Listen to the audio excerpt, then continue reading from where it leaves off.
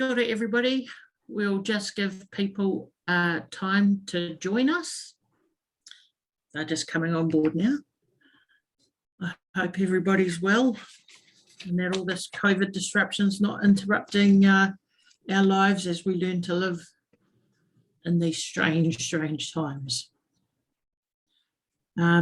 So welcome to the Methodist Church of New Zealand's webinar series.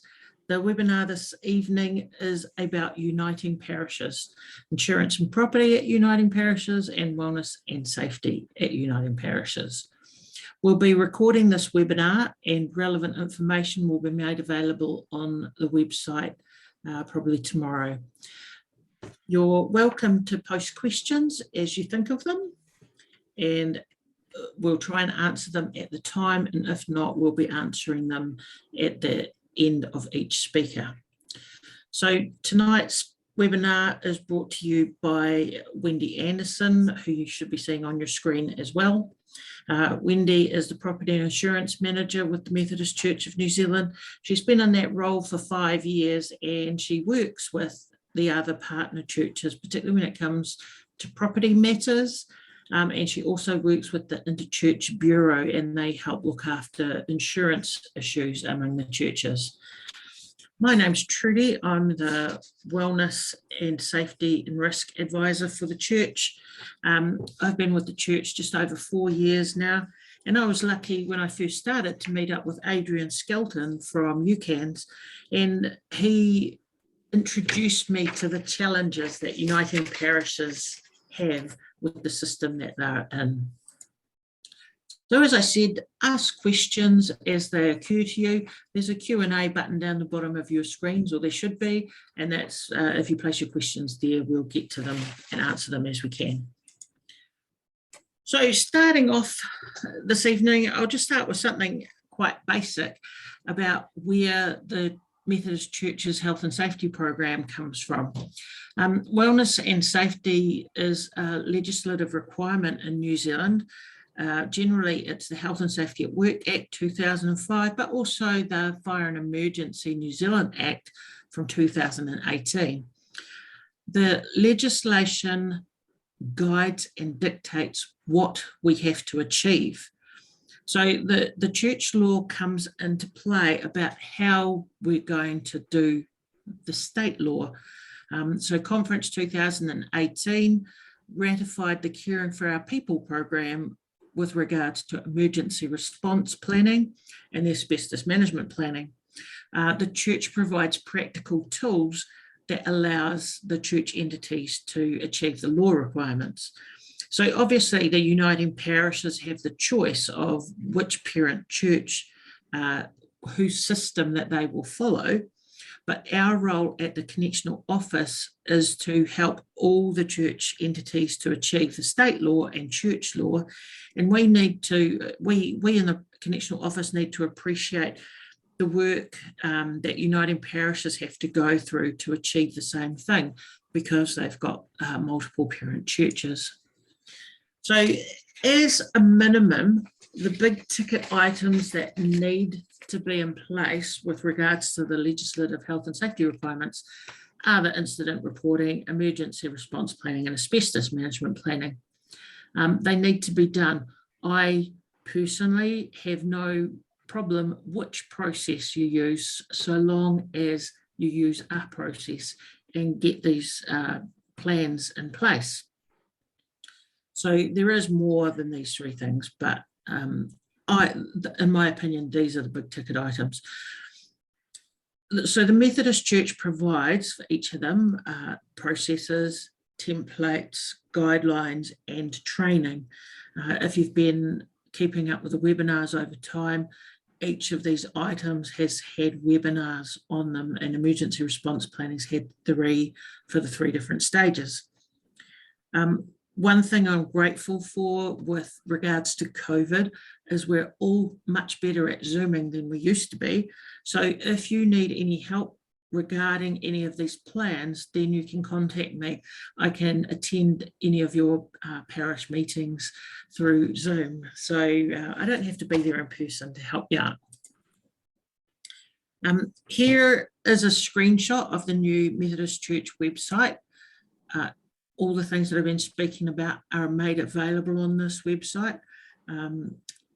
All of the resources are available here, and the future plans for our information regards improvements to the items, which is under the option called Other Forms.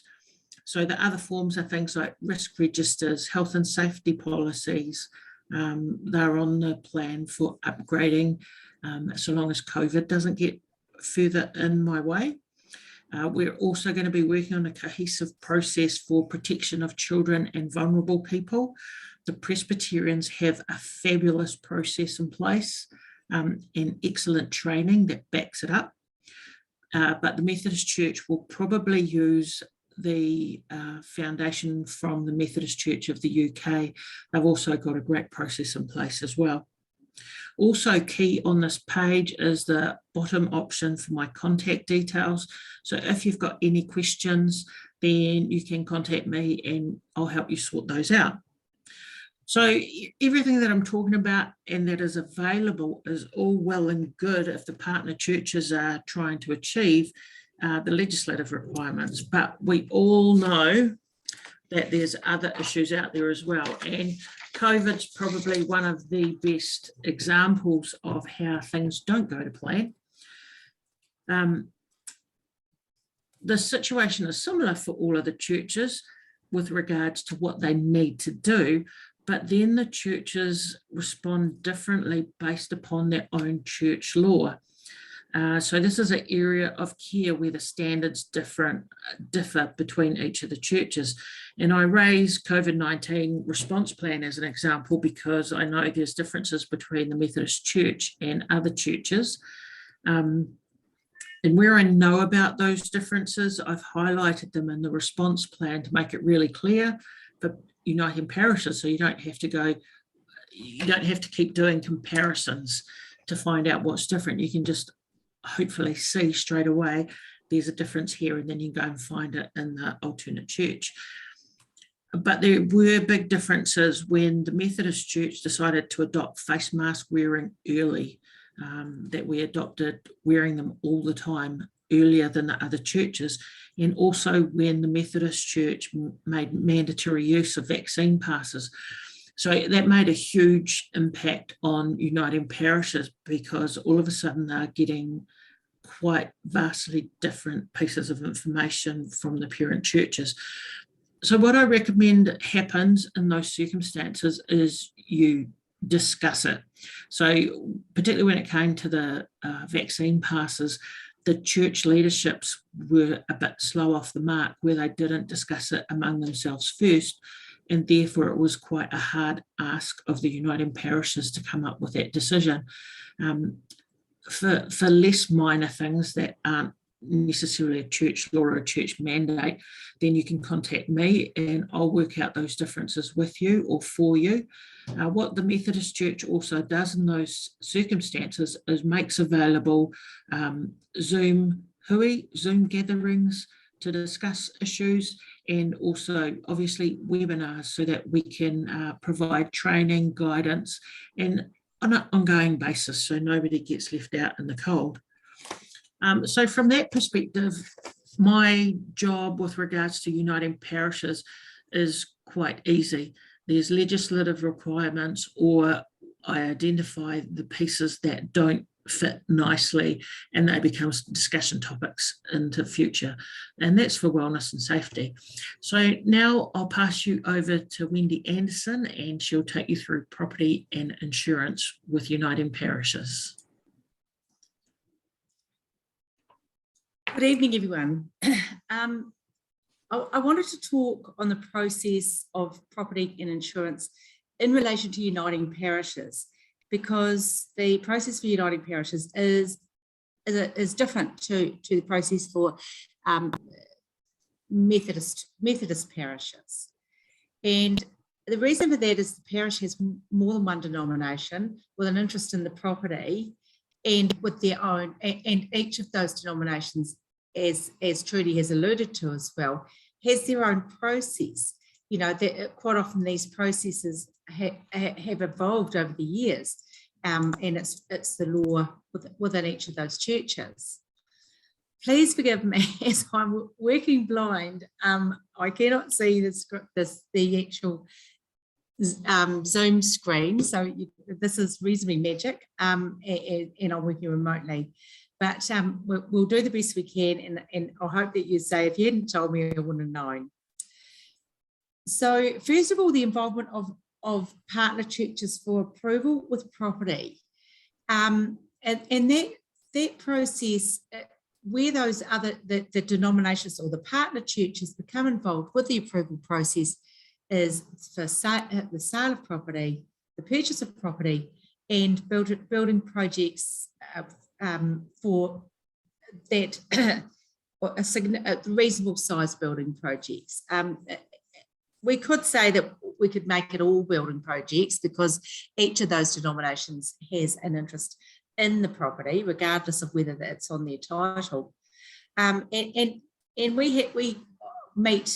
try to, the Methodist Connection Property Committee tries to meet with the Presbyterian Church Property Trustees at least once a year. I actually spoke to David White from Presbyterian PCPT today, and we do read off the same page. Our processes are pretty much are the same. The only thing is we don't charge for an application. And so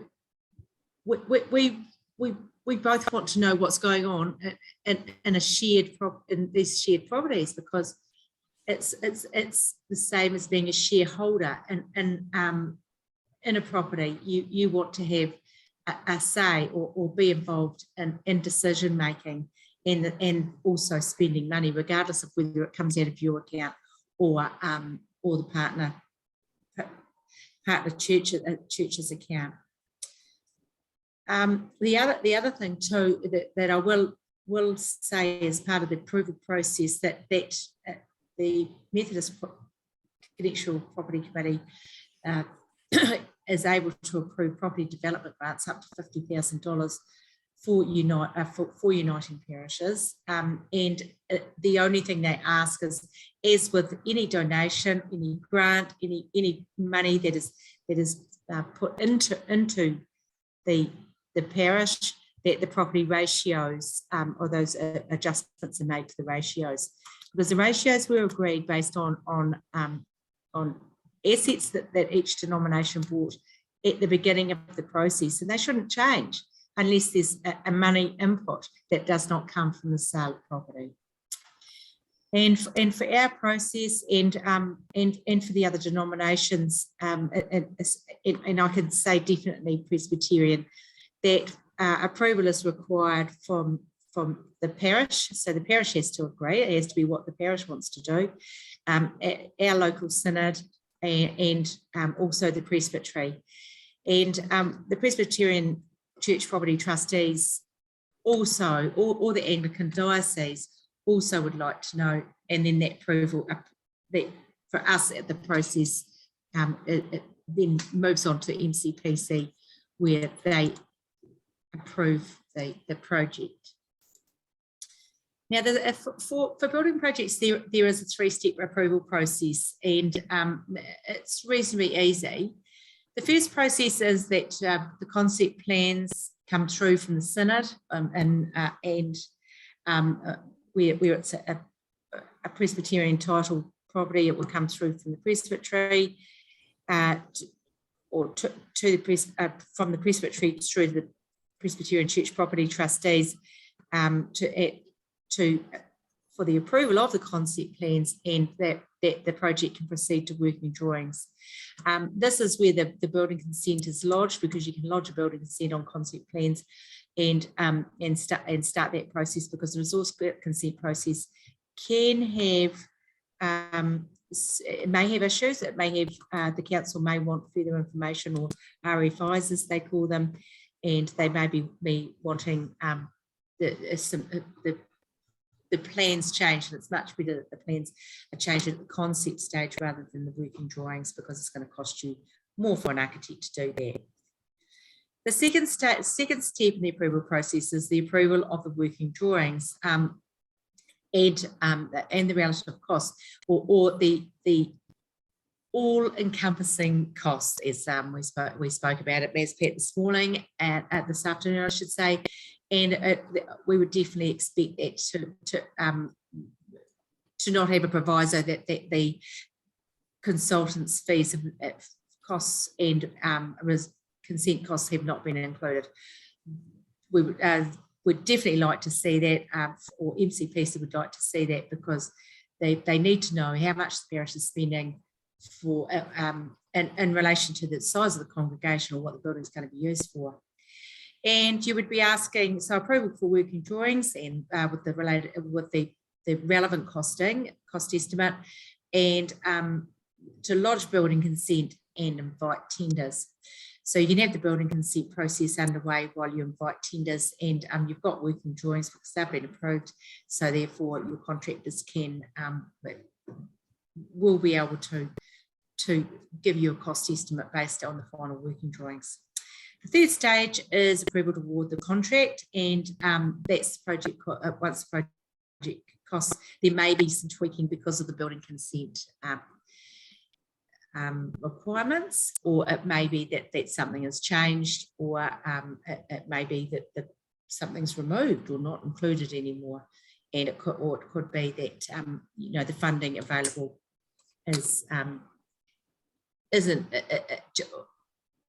may not be enough to meet the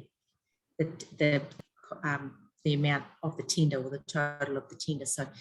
So you're not necessarily always going to take the cheapest tender, because sometimes those cheapest tenders have the most variations because they haven't included everything that needs to be included in a tender. Now, at this stage, once approval to award the contract has been granted, we would like to see on the Methodist on our properties that you don't forget the contract works insurance, and once that approval is granted, because that can take 2 to 3 weeks. And the other thing is, while the contract works insurance is being organised, you will it's generally, or more often than not, most of the time, it needs to be included in the building contract. It's also a good idea to check with the contractor about their liability cover and to make sure that that's actually going to be adequate. We did speak about the gas explosion in Christchurch with the contractor having $1 million cover, and there were I think it was 7 or 8 Trudy houses out in North Christchurch that were actually affected and were uninhabitable, with at the time a value of each property around $900,000. So $1 million is not really going to cover any of the costs to fix those houses. That's your 3 steps approval process for projects, and that's what MCPC would like to be involved in for the approval process on those 3 steps. I wanted to give you a bit of an outline of the liability insurance that Methodist Church of New Zealand provides. We believe that we provide the best possible cover for all of our churches, and to a degree with uniting parishes, because there's another denomination that has an interest in that in those properties or in that parish. Our cover is provided free of charge because we want to make sure that all of our entities are covered for liability. And the cover that we provide is cyber and privacy risk. There is also fidelity and computer crime as well that almost goes hand in hand with that. The difference being that cyber and privacy is a specialised cover for the protection of internet and network exposures, which are excluded from the material damage, which is your building cover and business interruption policies. And also covers available to protect the company's reputation should there be a breach of cyber policy. Fidelity and computer crime is to cover theft by employees through computers, the computer system, and so it is computer crime, and it's commonly excluded from cover under the material damage insurance, and we've had that added to our liability cover just in case this takes place. We have directors and officers liability, and also that also includes to a degree defence costs, and this is to cover directors, executives and employers on boards and committees against liability that might occur in carrying out the duties as one of the company directors. Employment disputes liability and employers liability also go together. So the disputes liability cover for employment is to cover damages and costs arising out of certain employment related disputes, such as a wrongful termination or dismissal, harassment and discrimination, and most defence costs are covered in our cover. Employers' liability covers the claims made by employees against employers for injury or illness occurring in the workplace, where cover falls outside the scope of the accident compensation legislation. So it's something that may be caused by negligence, or it may be, and it is definitely outside the scope of accident compensation. And defence costs are also covered. We have professional indemnity and or errors and omissions, or a professional indemnity cover, and that covers legal liability incurred by giving negligent advice or through a breach of professional duty. The gas explosion in Northwood and Christchurch is a very good example of that, where the contractor was negligent, and although he did not advise the homeowner not to use the gas, so the gas built up overnight, and then there was an explosion in the morning once the gas hob was turned on. And defence costs are covered in that. Statutory liability covers fines or penalties imposed for unintentional breaches of certain statutes, and also defence costs. There's general liability, that's claims from third parties for property damage. That could be, for example, a steeple falling off during a demolition that goes through a next door neighbouring property. Then that's when the general liability and property damage, causing property damage and or bodily injury, and that arising out of the business activities of the insured. So sometimes that's called public liability insurance, and that's with and also that covers defence costs. We have medical malpractice, and the reason for that is the number of hospitals, aged care facilities that we have that are health-based, or Department of Health oversight, and medical practices or medical care is given, and that covers claims from third parties arising from the allegation of a medical incident in the conduct of the professional healthcare services provided, and that may be from an act, an error or an omission. That also includes the defence costs. So that's the cover that we provide. And if we carry on from that, with Uniting Parishes, it's a little bit different. So if we've got a Presbyterian, we could say in some cases there are three denominations. Generally there's two, and a combination of two entities or denominations, and possibly three. It's not necessarily any connection with either denomination, and as Trudy said before, that we're in Uniting Parishes. What I often hear people say when I ask them to fill out the liability declaration so that we can give our insurer an accurate overview of our organisation, including the Uniting Parishes, that from a Methodist perspective, we need to have some sort of idea of what the liability risk could be with that denomination. And when I hear on the other end of the telephone, of why should we fill this in? We're a uniting parish. You know, we're not Methodist, we're not Presbyterian, we're a uniting parish. And quite often, the people that are saying that have only ever been to that church when it's been uniting. So they don't know any different. They don't have an affinity with either of the denominations. One of the risks for the Methodist Church is that we don't have control for liability breaches or for liability risk. And the reason for that is because a lot of or uniting parishes may follow one or the other of the denominations. And also the other thing is that we are not responsible for other denominations.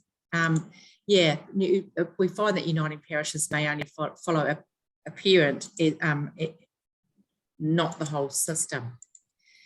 And other denominations don't provide the level of cover that the Methodist Church does. And I know that one of the other denominations also charges for the limited cover that they do provide, or for the cover that they provide. If there was a significant claim, or if there was a claim of the uniting parish, this has not actually been tested yet, which is interesting, insofar as going over the excess amount that is in place. And so there would be an expectation from the insurer that the other denomination will contribute to any liability claim, and that's regardless of whether or not they have cover for that claim. And I would also want to be speaking with the other, maybe the Presbyterian Church Property Trustees or Crombie Lockwood, to say, well, hey, come on, guys, you're going to have to come to the party. You can't expect us to provide cover when you have a vested interest in this property. Before you move on, Wendy, I've got a question here. Are Yes. members of a parish council covered by the directors and officers liability cover? And do their names need to be declared prior to an event?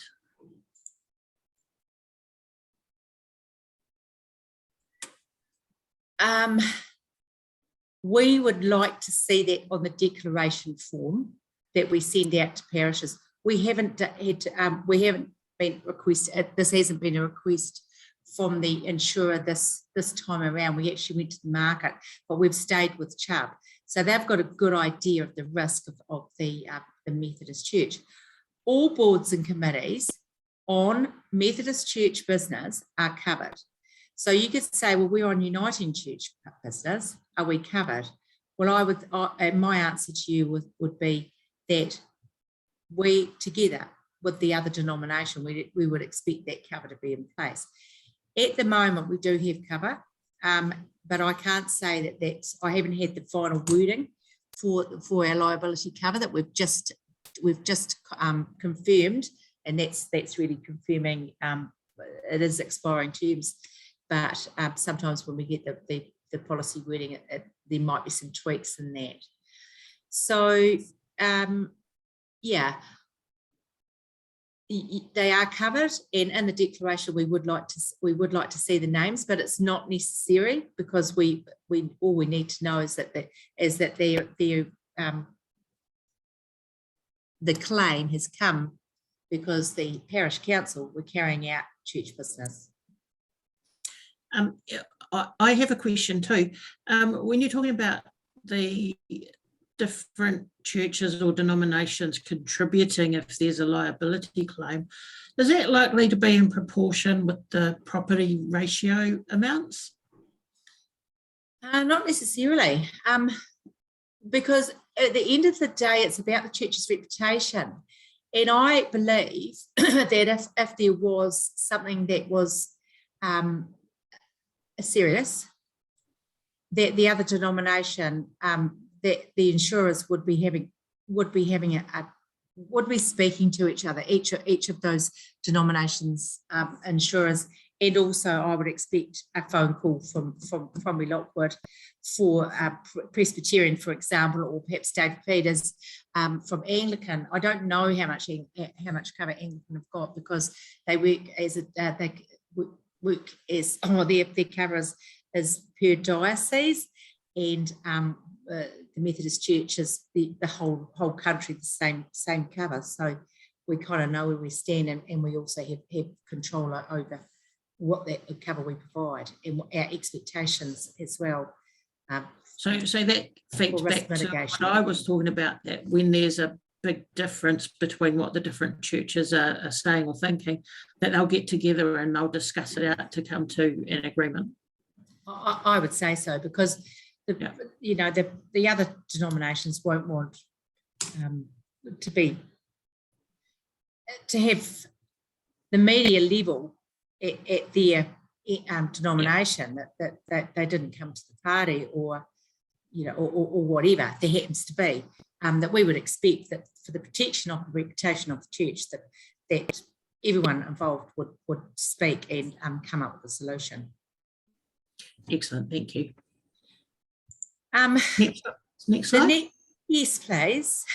I can't see what's happening, but I can only see on my screen. I want to talk about ministers' moving costs, because the Methodist Church has a removals fund, and also includes insurance, but the Uniting Parishes don't. So the Methodist Church is responsible for the administration of a removal scheme, which pays for the removal costs for ministers and their families, and it's financed by a levy from all Methodist parishes based on the membership of those parishes. Now, there's a separate second scheme was established for Uniting Parishes, or combined ventures, CVs, who may choose to join the Uniting Churches of Aotearoa, New Zealand, also known as UCANs. And the removal scheme, which is you'll all know that anyway, the removal scheme, which is funded by a levy on each of the parishes who are members of the scheme. Now, further information on this is available from UCANs, and because although because UCANs administer the scheme, we can, as part of our removals process, obtain a quote. When the new UCANs EO has been employed, or then I would like to have a telephone conversation regarding removals, and how that we can work in together where necessary, because where we have a Methodist minister moving to a Uniting parish, we do want to make sure they're looked after.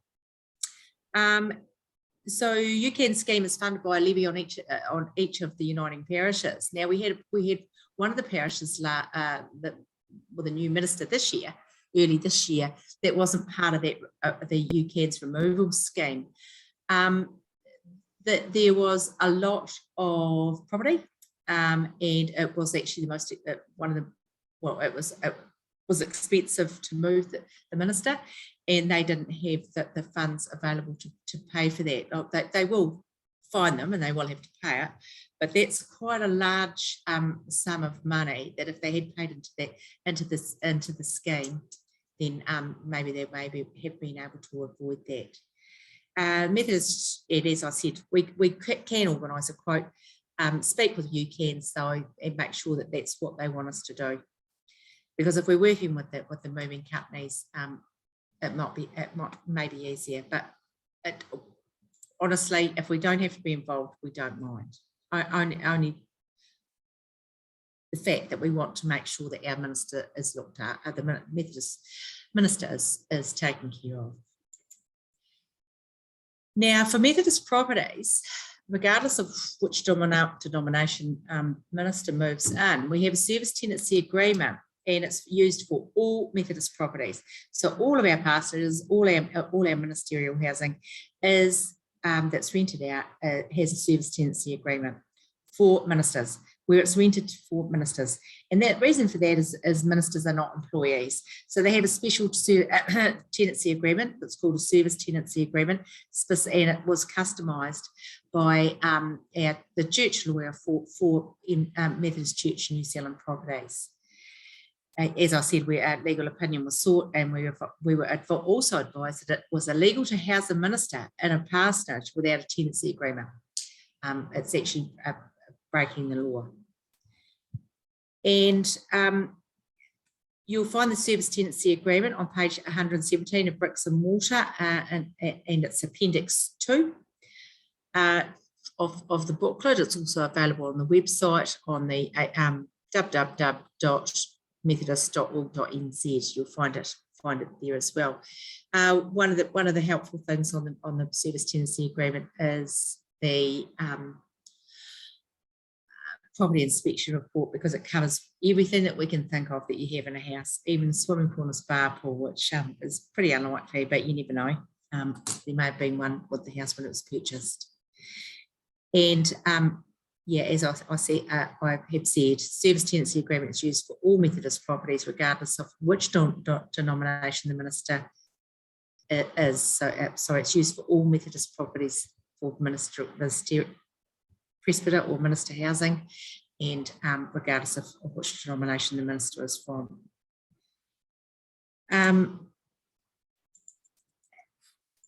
And so if I could just ask a question here. So this applies for Methodist properties, and it applies for Methodist ministers. We have a question here saying that the Presbyterians have a legal opinion that it's not necessary to have a tenancy agreement for Presbyterian ministers in employee housing.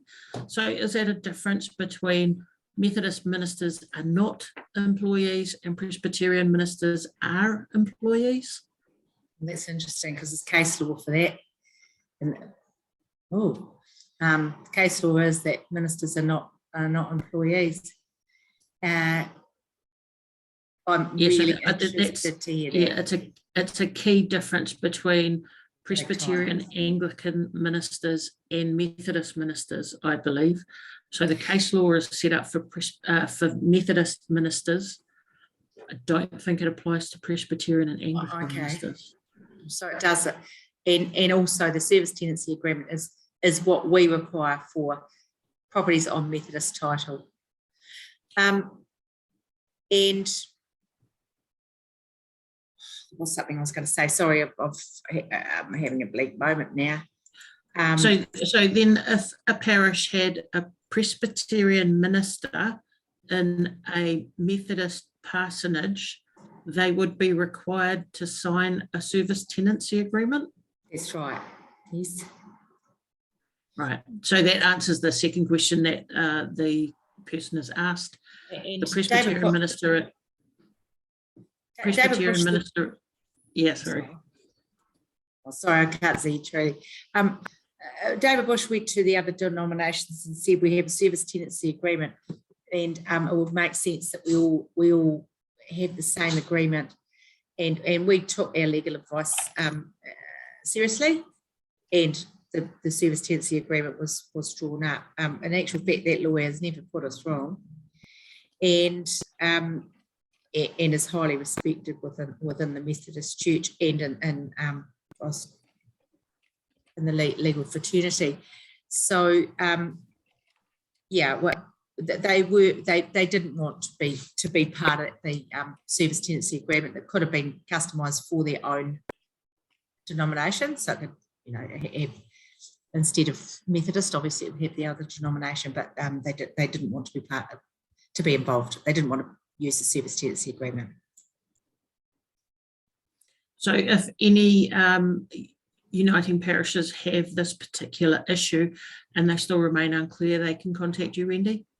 Yes, they can. And if we go on to the next slide, you can direct questions to myself at Wendy at methodist.org.nz, and I'm only too willing to help try and sort something out.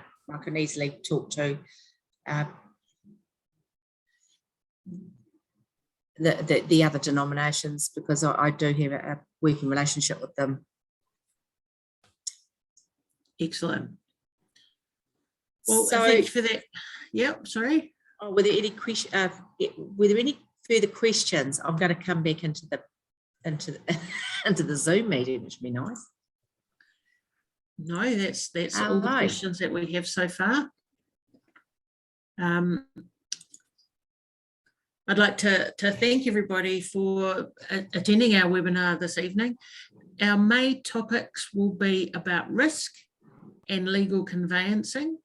If you have any particular topic suggestions, we'd gratefully receive those for future webinars. We'll be planning on the next webinar towards the end of May. So thank you for your time and interest. We'll be sharing the recording of this webinar on the website, along with any useful reference material that we have. So thank you, everybody, and good night. And thank you for joining us. Good evening. See you next time.